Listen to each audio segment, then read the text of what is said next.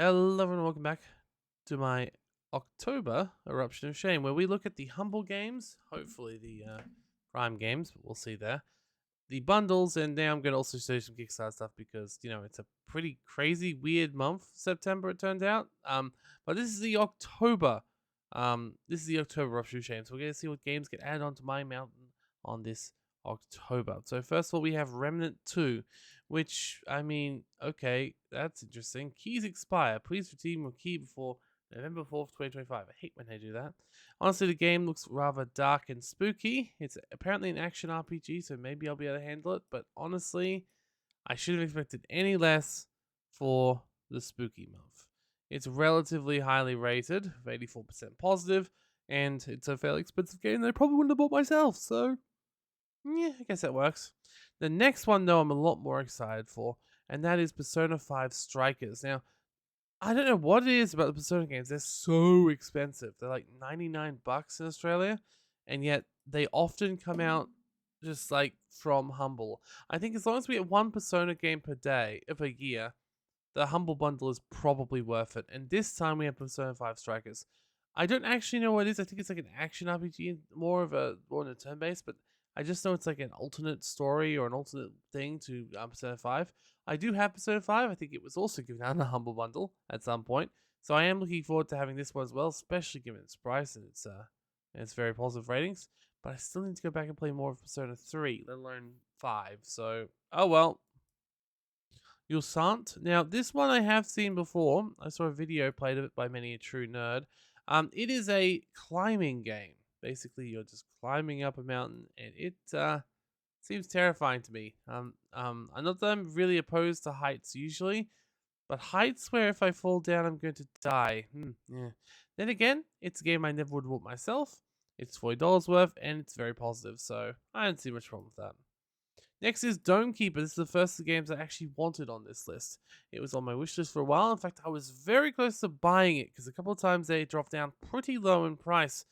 I'm glad I didn't because it's here now. It's a relatively cheap game, only $30. It's very well received, and yeah, it seems like a really fun game that I've wanted to play for a while. So basically, you play in your dome and you have to protect it against various incoming nasties. But then you also get to go to your mine and get stuff. So it's a loop between getting resources and then going up and defending yourself. It seems like a pretty short game, but I know they've still been patching it off and on, so maybe it's slightly longer now. I don't know. Next one is Jack Move, the first of the only game this month that I already owned. Jack Move is an indie adventure RPG, which honestly looks pretty nice. Nice pixel art, nice like sort of style to it. It's not multiplayer as far as I know, so I don't think I'll be able to give this out to a friend to play with. But I actually really like JRPGs, especially nice ones with good pixel art. So Next one we have the Station to Station. This is another game I didn't own. $18, pretty cheap, overwhelmingly positive. That's nice. As far as I understand it, this is like a board game style station game where you have to extend over a very cartoony map. Yeah, honestly, love the artwork of it. It's very nice. I'll have to have a play of it because I do always like a good rail game. Um, Railway Empire, whatever it's called, is very good. Obviously, I like the Open Transport Tycoon Deluxe, which is free on Steam. It's kind of hard to make a transport game without, you know, falling down at the first hurdle when it comes to Open Transport Tycoon Deluxe existing. Who would pay for that? I mean, I would, but yeah, you need to have new stuff in it, like maglevs and stuff. I love maglevs. Then we have a horror game. Honestly, I'm surprised there's only one in October. October is not actually has not actually been overly scary this particular October so far. We'll see what other bundles come out, but currently this is the first of the horror games. It can be played in co-op with up to 4 players. But it can also be played alone, which is probably how I'll end up playing because I don't think any of my friends have this one, and thus I will be left to fend for myself, which hopefully it's just a long time until I roll it, right? Like, yeah. And finally, we have McPixel 3.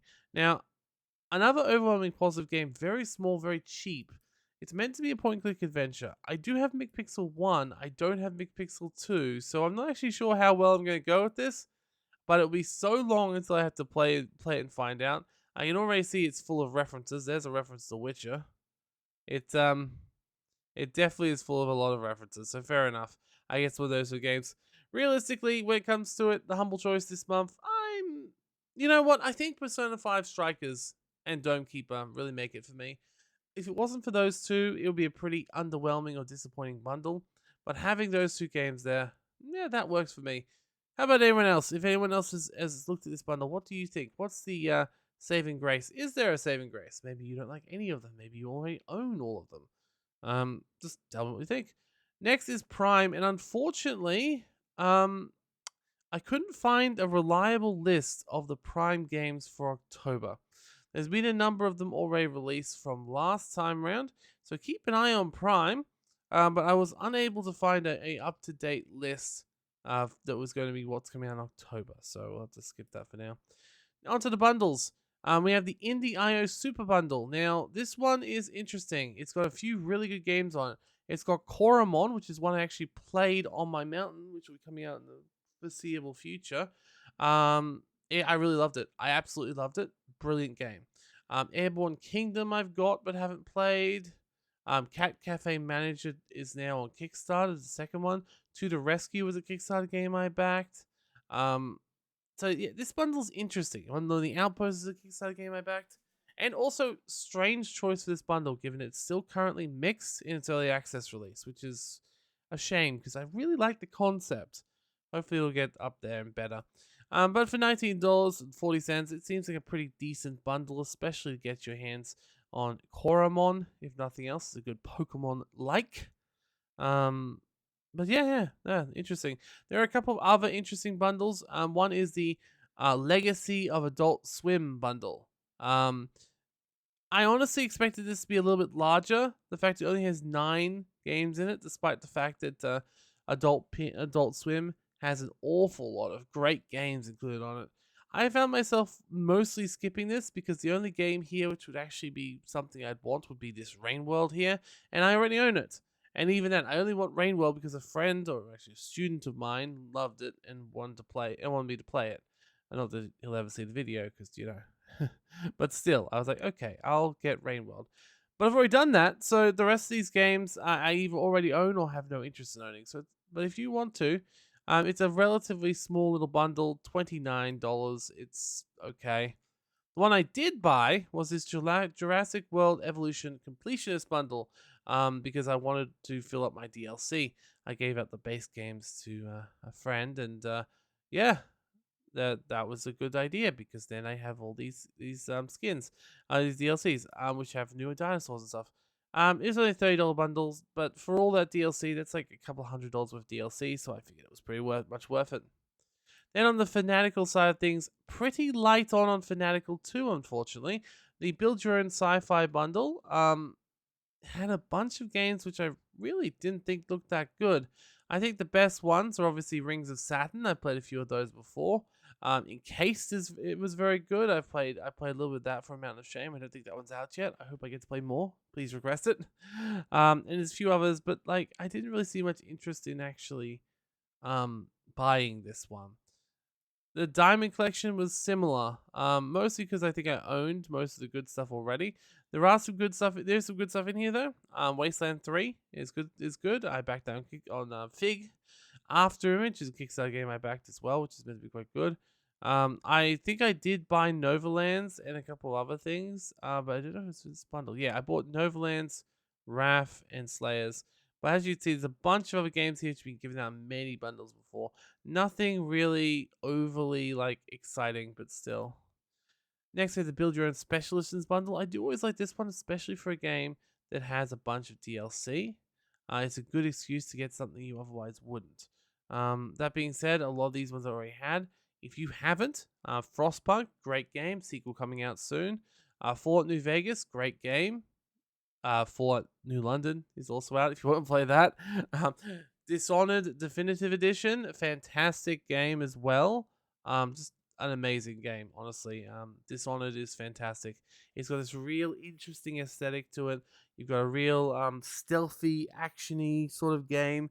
And of course, the rats eat your corpses and the corpses you leave behind. So you got to make sure your corpses, which aren't actually corpses, they're often still kept alive, are kept alive. It's otherwise you get a bad ending. So that's fun. And of course, you got the big heavy hitters: Fallout 3, Wolfenstein, and those are two heavy hitters. I wasn't going to imply that Concordia was, despite the fact that that was the one thing I did buy from this bundle. And finally, we have the War Child Charity Bundle. There were a few others bundles on Fanatical, but I decided not to spotlight them today in general. The War Charity Bundles, usually the charity bundles are pretty good to back. This one's gone on for a while, so I'm guessing it didn't really excite a lot of people. Often charity bundles like this are like double or triple or quadruple the size, and they're like no-brainers. Here, you've got 9 games, and let's just say it's not exactly something you'd want to. If you're doing a charity bundle, you'll do it for the charity, so fair.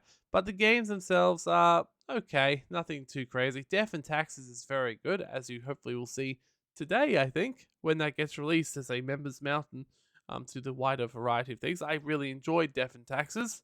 I even played a little bit more of it after the video. Very good game. Oh wait, no, it's not today's video. It was oh shoot, that's for members holiday, which is something you'll find out later. Point is, I played that recently. Very good.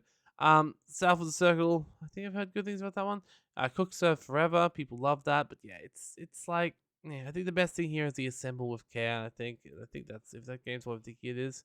Yes, that game is meant to be quite compelling, and interesting. But I already owned it and most everything else in this bundle. Valrifian Arc was another game I backed on Kickstarter. So I know I've got to say that for pretty much everything, but it's because I back a lot of games on Kickstarter. Speaking of, we have games on Kickstarter. I know I don't usually highlight these, but this September and now going on October has been such a full, plump month for Kickstarter. The first one is Avenum, Greed of Glory. Now, this is an old style, classic remake of an old RPG that was also a remake of I think, continuation of a remade series. So the original game series from these guys was called Exile, which eventually got remade into Avenum, and then they made a Avenum sequel trilogy, Avenum 4, 5, and 6. And then now they're remaking 4, 5, and 6 after they've already remade 1, 2, and 3, which was already a remake of Exile, which it's not as bad as it sounds. They do a really good job with this, and basically, Avenum is just a good old-fashioned RPG. It's really great. I personally preferred their Gene Forge series, so I didn't back this as high as I did the Gene Forge series, but I absolutely adore this game series. It's a little bit classic, a little bit interesting in that regards. But no, it's good. It's worth it. Definitely is worth it. I didn't pledge for too much, as you can accidentally see up there. But yes, usually for Gene Forge, I like to pledge a little bit higher. Anyway, next one is My Time at Evershine. If you've played Porsche or Sandrock, you know what this is. We've watched it already. In fact, we might as well look at the video again quickly.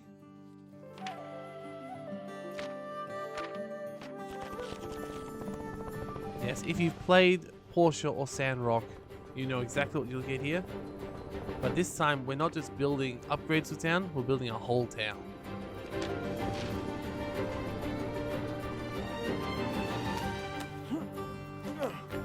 There's Ragnar. Some people are really thirsting over him.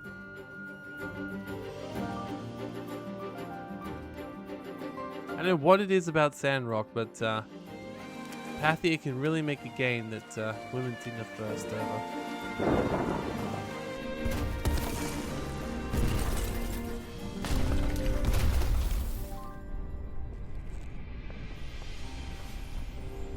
They're very good games.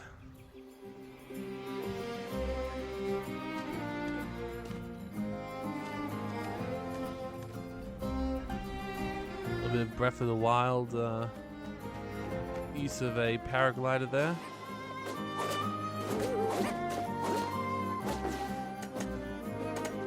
Full co-op this time around, which means I'll probably almost certainly be doing a co-op play,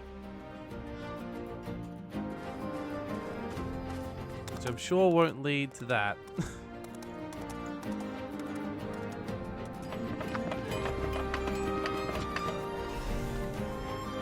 And another list. You know, it looks really interesting. I'm really interested to know what they're going to do with the idea of you having freedom to build people's houses, or obviously use prefurbs, and what that means for stories and events and things like that as well. So I'm very curious as to how they're going to do that. But that being said, this has been their largest Kickstarter response ever. I think Porsche made like 500K. I think Sandrock made like 700K. This one is at 1.6 million. So yeah, they've definitely done a good job here in terms of getting people to come back. Like, if you're interested, make sure you think about backing it. They even have decent stretch goals this time. Their creative tiers are still way too expensive, unfortunately, but people are getting them, which means I guess their gamble actually paid off this time.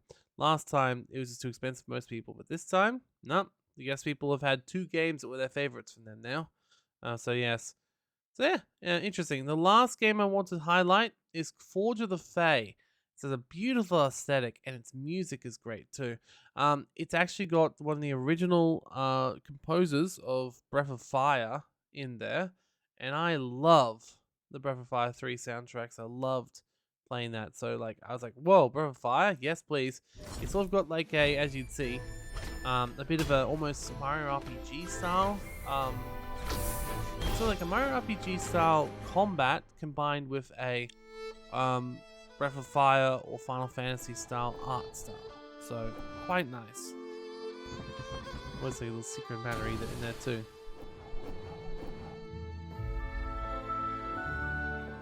And it's not like retro pixel art, it's more like modern interpretation of pixel art, because it's definitely a lot more pixels than we're usually used to.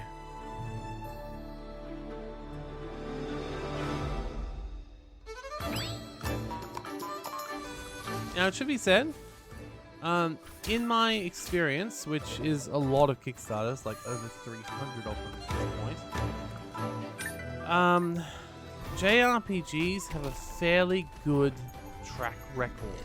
So this is one of the genres that seems to have a fairly good likelihood of succeeding.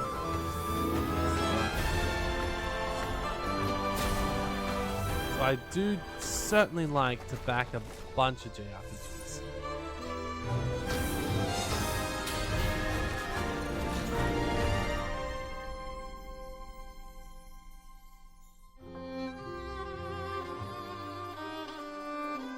Right, if I have a look at the JRPGs I backed, Chained Echoes is very positive, Sea of Stars is very positive, Key Locker is very positive. Like, I've had a fair number of JRPGs backed that are all very good. So I think that this is one to keep an eye on as well. But yeah, I guess that's that. Those are the 3 additional Kickstarter projects I backed. We've got the Humble games, we've got the well, we didn't look at the Amazon games, but there you go. We've got the bundles and lots of things. What will October bring? Probably scary things. So I doubt I'm going to be buying too much in the way of the spooky bundles. However, you will see at the end of October, the next Members Mountain winner was, of course, Nine in the Woods. If you want to watch that early, you can always join us as a member. Or if you want to make something that I can put on a poll to begin with. Like if you want me to put a game on a poll that you think will definitely win, well, you'll just have to get yourself a membership and add it to the list next time I ask for them. Though it might be for a little bit longer, as I've got something special planned, which I've already talked about, called Members Holiday in December. So we'll see how that goes. I'll still probably do one more in November and just double up on the release on December 1st or something. I don't know. I'll just do it after Members Holiday. Yeah, probably. Anyway, for now, I thank you for joining us.